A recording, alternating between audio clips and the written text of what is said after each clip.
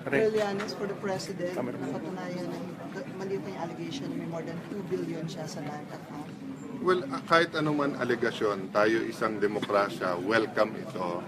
But we know from the start that parating Kuryente King si Senator Trillanes, pagdating niya kay President Duterte, mayor lang si President Duterte, nag-apply siya ng Vice President ito, nung siya ni-reject at hindi siya kinuha, at siya ay sumama kay Senator Grace Poe, ay ginagawa niya ang lahat para siraan si President Duterte.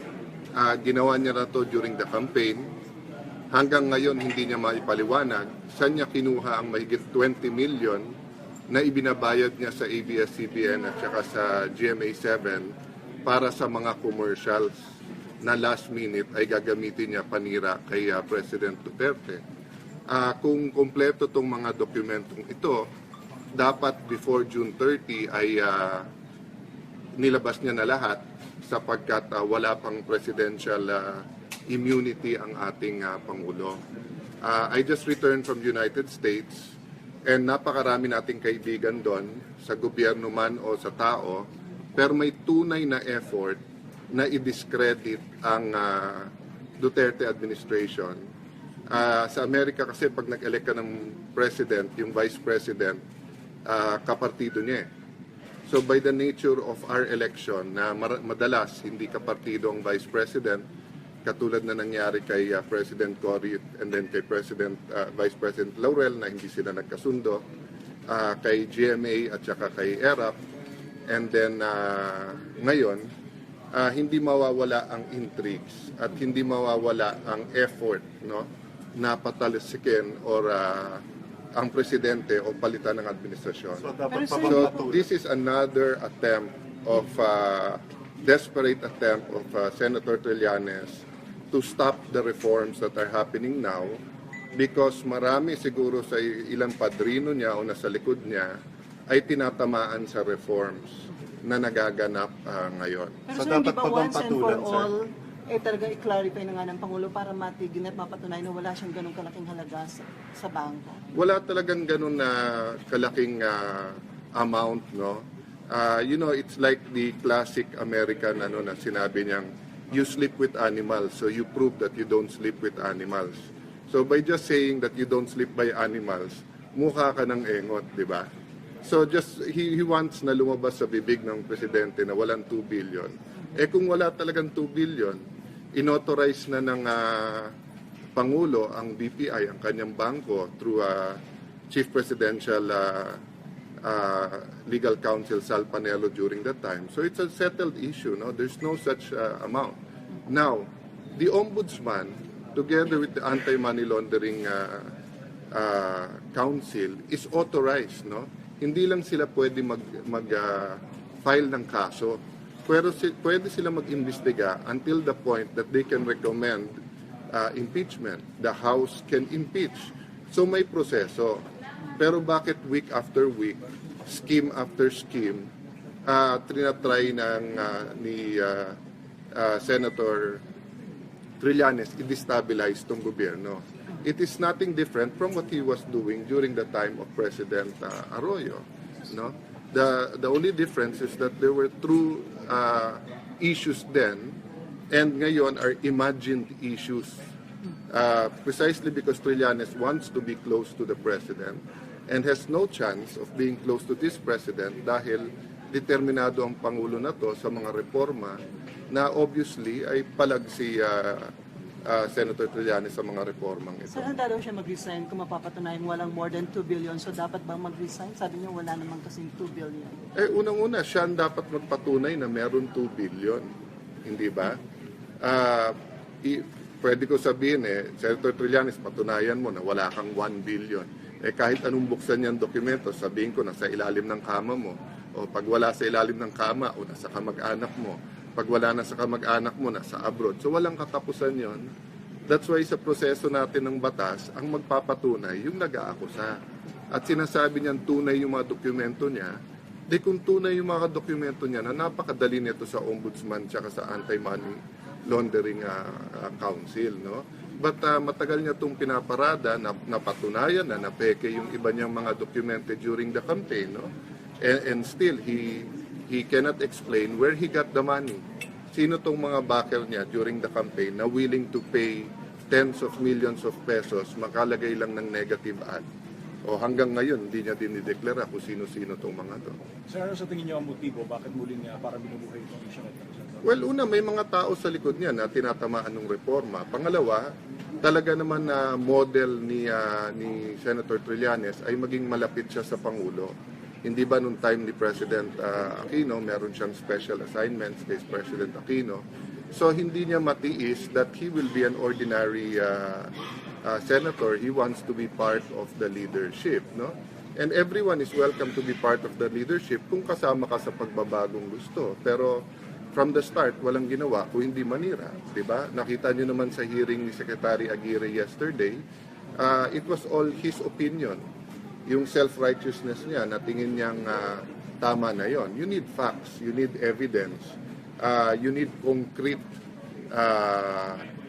evidence kung mag-a-accuse ka, di ba? So we're not saying na perfect ang administration. Pero yung pinapalabas niya, not only here but in the international community, na massive yung human rights violation, na pinapalabas nila na parang may genocide sa Pilipinas, pinapalabas nila na corrupt. Alam nyo, yes, may mga nag-iisip, may corruption ba tong administration na to? But remember two things. We never said from the start na walang corruption. Ang sinabi namin, lalabanan namin at titigilan namin yung corruption. Number two, we never said na walang corrupt na makakapasok. But we said we will deal with them harshly. Sino ba nagbulgar nitong corruption sa Bureau of Immigration? Hindi ba yung Secretary of Justice? So kung gusto niya kumuha ng 50 million, di sana tahimik lang sila lahat. Lahat tayo, wala tayong kamalay-malay na meron na palang kumita na 50 million. The mere fact na binulgar nga ng DOJ Secretary, ibig sabihin hindi tumatanggap. Ganon din nangyayari ngayon sa BIR at Customs. Meron pa lalaban itong mga to sa illegal gambling, no? Meron ng directive ang Pangulo na labanan ng illegal gambling. Hindi na lang hihiga at susuko ang mga kumikita ng bilyon-bilyon. Sa drugs, nakita niyo yung computation ng Pangulo, at least 216 billion pesos a year ang drug industry sa Pilipinas. At least yon. It can go up to 500 billion pesos. So hindi basta bibitawan yung pera na yon. So wittingly or unwittingly, no? Ibig sabihin sinasadya man o hindi, ay nagpapagamit si Senator Trillanes sa mga taong ito. Siya ang battering ram, eh. 'Di ba? Kumbaga sa saradong pinto, siya ang ginagamit na pangumpog doon para bumukas. Pero ang problema nga, panay kuryente yung naibibigay sa kanya. Sir, pangitain daw ng korupsyon yung pagpapalaya kay PGMA tapos itong napipintong pagpapalaya kay Napo. Yung pagpapalaya kay GMA, tignan niya yung sarili niyang salita. Magkasama kami nung past administration, kami mismong dalawa at iba pang mga lumaban sa Arroyo administration nagsabing bakit yung final ng Aquino government yung mahihinang kaso. We foresaw that during that time dahil yung malalaking kaso katulad ng Hello Garci, pag-appoint pa kay Chairman Brillante sa COMELEC na walang ginawa rin sa Hello Garci, nakita na namin yung malalakas na kaso, pinabayaan, yung mahihina ang final. Dito kay Napoles, like you, I'm also asking for an explanation. But I know that this government does not act without a strategy. And I know for a fact na wala pang kalahati sa mga nakunan ni Napoles ang nakasuhan at nakulong. Meron mga prinotektahan. So I don't know right now if this is part of a strategy, if it is only the Solgen. Like all of you, I want the Solgen to answer. But I will guarantee you that the President will not allow any corruption to happen during his administration and will not absolve those who were corrupt in past administrations. Okay? I do not know. What I'm saying is I know he is very strategic. Ang sinabi sa akin, the administration, but just like you, I'm learning it from the news. Sinabi ni Secretary Panelo, hindi to alam ng Pangulo. I have not talked to the Ombudsman, to the DOJ, to the Solgen, so I do not know right now. I'm saying in general, usually there is a strategy and you don't usually talk about the strategy sa umpisa. So, Kung walang strategy, masama itong nangyari. Bakit nangyayari ito? Kung meron strategy, of course, eventually, dapat malaman ng ating mga kababayan kung ano yung strategy. No? But we knew for a fact, when we took office, that maraming kasama sa Napoles na hindi sinama during the last administration or pinotektahan. In the same manner na maraming pinaimbestigahan at maraming ahensya, including some people sa Office of the Ombudsman, ang ginamit para habulin ang oposisyon nila na inosente naman. so kayo mismo, sir, harangin niyo yung pagpapalaya kay Napoles? I do not believe in it. In fact, I don't think that the Solgen, I think the Solgen should leave the prosecutorial service, di ba? The ombudsman to do the prosecution. But as I said, as a training as a lawyer, makikinig muna ako bakit. So I want them to explain why. No? But if Senator Trillanes is linking this with corruption and saying that Duterte believes in corruption, his 30 years record sa Davao speaks for itself. And let me ask you, umpisa pa lang ng administrasyon niya, napakaraming victory, napakalaking pera ang papasok galing sa Japan, China, Russia, and with better relations from the US. Why would the President risk people around him making money para masira pangalan niya? The President 100% walang interest sa pera. At his stages in life and his past, if you makikita mo, wala siyang interest magkapera, dumami pera, mag-ipon ng pera. So why would he allow people around him to make money? It doesn't make sense. It doesn't mean that there are not people who want to make money. Meron. Kaya ngayon ang binabantayan. So wag i-link yung dalawa dahil walang link yung dalawang yon, no? And we will deal with that separately.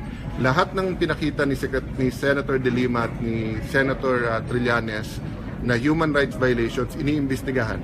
Marami sa kanila ng pulis na napatunayan na rob out ito at hindi ito legitimate operation are now facing murder charges. Etong committees natin sa Senado are functioning. Etong Jack Lam hearing, nakita nyo, walang tinatago dito. By the Secretary of Justice merely keeping quiet and everyone keeping quiet, wala sana to. Kaya nga binulgar as a lesson to all na kahit gaano kalaki, kahit gaano kataas, pag corruption, hindi papayag ang ating Pangulo. So let's see what happened next. But the challenge goes back to Senator Trillanes. Prove it. Don't just throw out motherhood statements and documents na sa opisina mo rin namang produce. Go through the process, di ba? Pwede ka mag-speech dito para mahimayan. Pwede ka mag-file sa ombudsman. Lahat ay available sa iyo, no? But trial by publicity ang forte ni Senator Trillanes, and it's not helping the country, no? Yung mga ginagawa nila sa US, for example, no? Yung ginagawa sa abroad ni Senator De Lima at Senator Trillanes na siraan tayo sa human rights. Pag yung ibang aid ay hindi dumating sa Pilipinas, hindi naman si Duterte ang tinatamaan. Ang tinatamaan ang Pilipino. Ang tinatamaan yung mga sulok-sulok na area sa atin na kailangan ng aid. So that's something for them to talk about. So hindi na dapat patulan ng Presidente yung mga akusasyon ng Presidente? It's for him to prove it. Kung lahat ito papatulan ng Pangulo, you have 105 million Filipinos. 1% lang may ayaw sa iyo. So that's more than 1 million. Kung lahat yan may akusasyon sa iyo, ubos na oras mo sa kakagawa nito, di ba?